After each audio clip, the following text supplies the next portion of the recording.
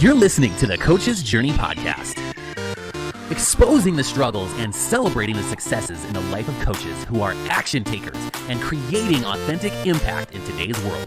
Whether you're just starting out, expanding your reach, or exploding your impact, you're in the right place right now. Stay tuned and be sure to subscribe to this podcast. Now, here are your hosts of the Coach's Journey podcast. What's up, Coaches Nation? This is Dr. Sheri Fluellen with the Coaching Mastery Community's amazing podcast that we do every week, coming at you with new amazing content. This is the Coach's Journey podcast, and I'm here with Faisal Ensaun, my amazing co-host. Hello. Today, we are going to dig deep into one of the biggest challenges that newer coaches have. But honestly, I don't even think it's new coaches. It's every time that in our coaching practice, we level up in a way, whether it's leveling up and getting a new certification, and some new training, working with a new set of clients, a new skill set. There's always this nagging little challenge that just seems to always be there that we're going to talk about today. And that is the imposter syndrome. So we're going to tackle that today, because if you, in the last week, in the last month, in the last year, have really had some concerns, some challenges around feeling like you don't have what it takes to do this or to do the next thing, or you're self-doubt, or you feel like, God, I'm not even worthy to do this. Those are kind of all indicators that there's a mindset challenge that you're experiencing, maybe not a skill set challenge. All right, Faisal, how should we start unpacking this conversation? Yeah, I'm so excited about this because I actually just went through a whole event around this. Like, there were 2 days two of the days were dedicated to this whole process of the stories in our head around our identity and all sorts of beliefs that we have that we hold on to. But before I jump in, for those who are listening, for anybody who's listening to this, we do have a community where our Facebook community is actually free. That gives you a lot of value. Make sure you join that. We should have the link somewhere under this. We also have a program that can support you to move forward. We're an implementation community, which means that we actually hold your hand and take you to the finish line towards you building a profitable but also impact-driven coaching business. And this is run by coaches. It's not some random business consultant or a business owner or a marketer that does this. We're all actually coaches in this community, and we've built businesses, and we're working together to do this. So make sure you join that. Maybe we can start off because as a starting point, and I liked how you said it, anytime we do something new, there will be it feels like, oh, it's not us, because it's a new thing. And a lot of times, if you're not used to this process, if you haven't done multiple things or you haven't paid attention to that pattern, when you jump in, and it's the same with, by the way, real estate investors go through the same process. They're like, oh, I don't like it. They go through this long until they do it enough. They go through this process of, oh, I feel like an imposter when I'm telling people that I'm an investor. I feel like an imposter when I'm telling people like I'm a coach. That is a normal thing.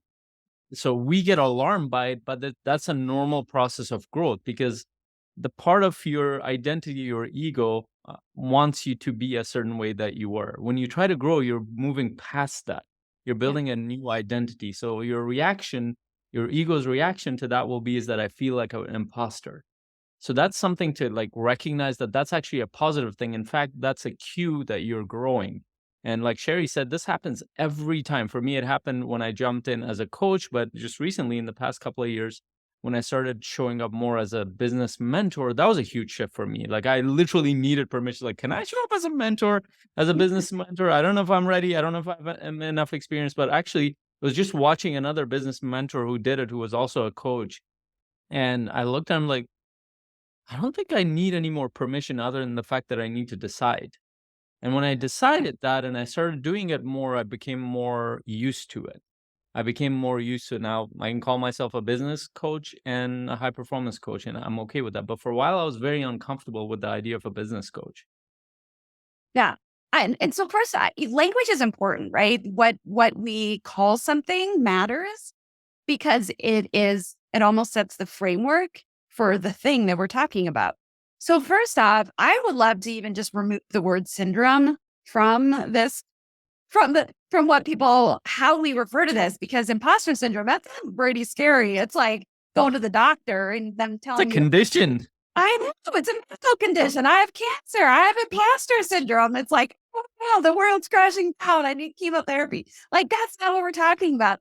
It's literally just self-doubt. That's what, at the core of it, what I think is happening is there's self-doubt around your ability to execute and do the thing that you're wanting to do. And often that self-doubt comes, well, it can come from a lot of places, but the most common one, I think, is just lack of experience. We have a lack of experience doing the thing, being a coach. Even I totally experienced this and still sometimes experience this. I have been a psychologist since 2007.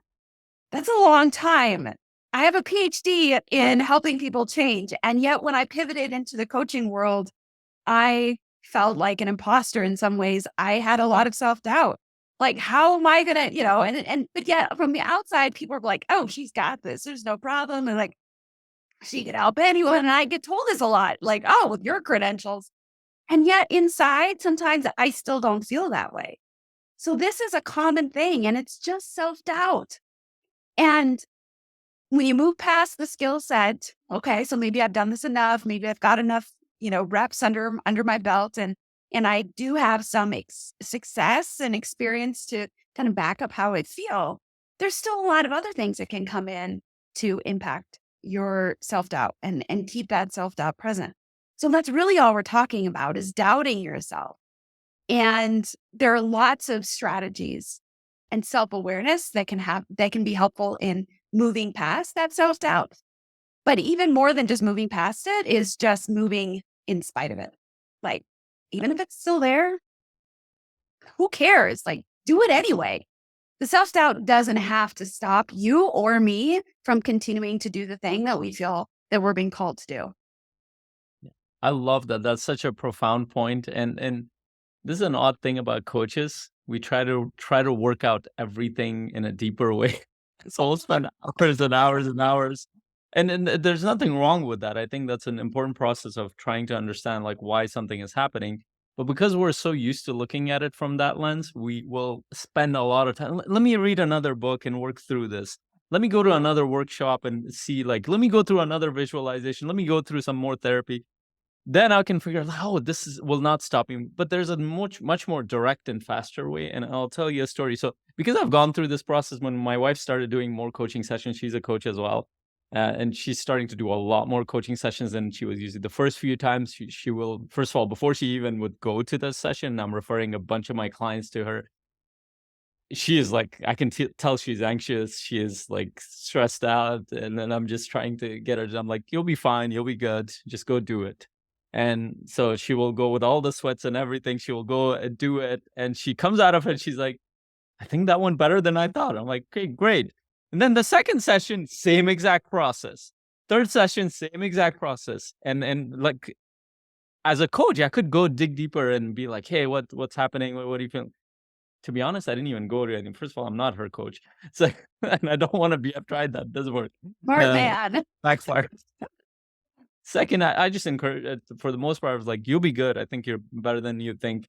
And then she would go do it. And then she's the one who gives me the evidence. She's like, I think that was a brilliant session. And sometimes the session wouldn't be that good. I mean, like, I think maybe they went better than you think. And she would listen to the recording. She'd be like, yeah, I think it's good. Or she would hear back from the client, despite the fact that she would think that it was such a bad session. She's like, oh, that completely changed my perspective. And something happened. And I've never gone through a process like that.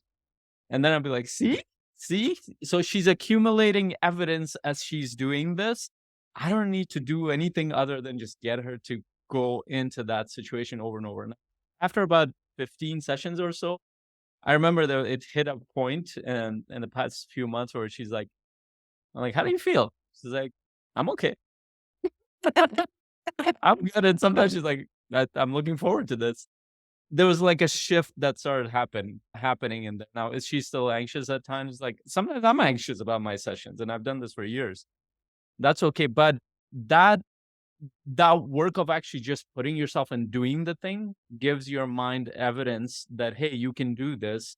And yes, you can do the background work of dealing with the beliefs and all that stuff, but this actually helps you develop a new belief while those old beliefs might still be there. And the Yeah. thing that you beat the most is the thing that grows. So, an additional perspective to that as well is I don't want a coach who is highly confident, but doesn't have the experience to back it up. Because that is just ego, that is narcissism, that is an inflated sense of ability and self. Like, I don't want that.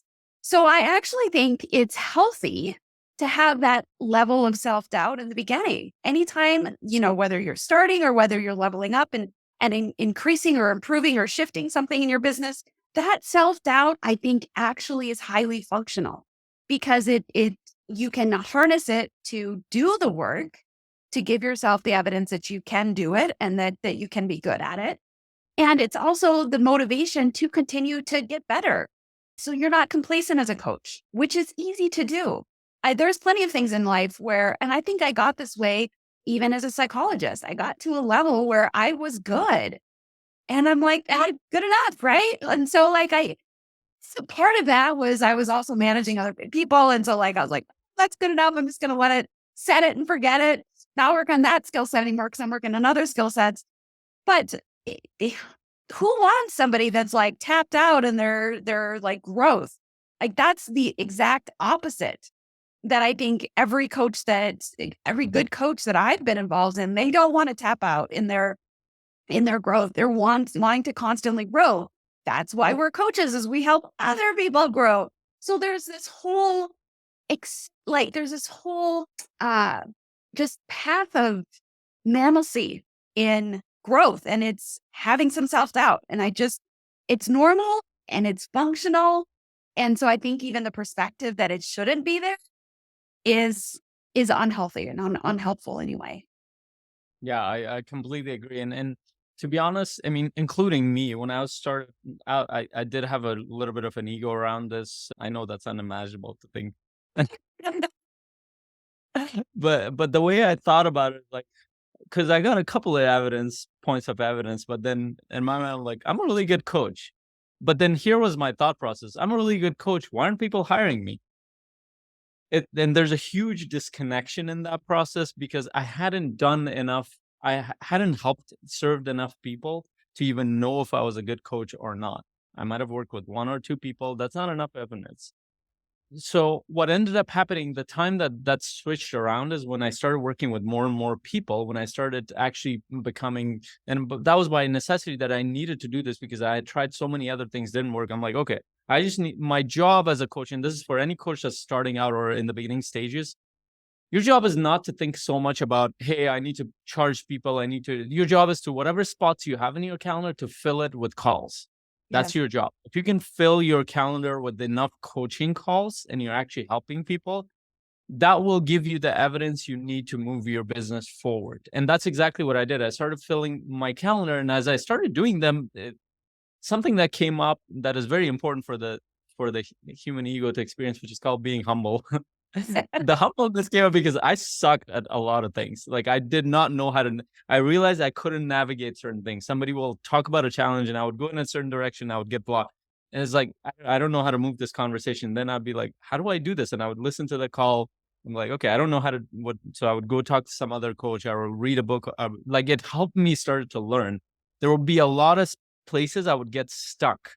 And as I did more and more calls, I realized, holy shit, this is not easy. And I don't think I'm a good coach until I've done more and more of these. And so I started doing more and more and more. And the more I've done to this, even today, I got off, like, it was the first time with this.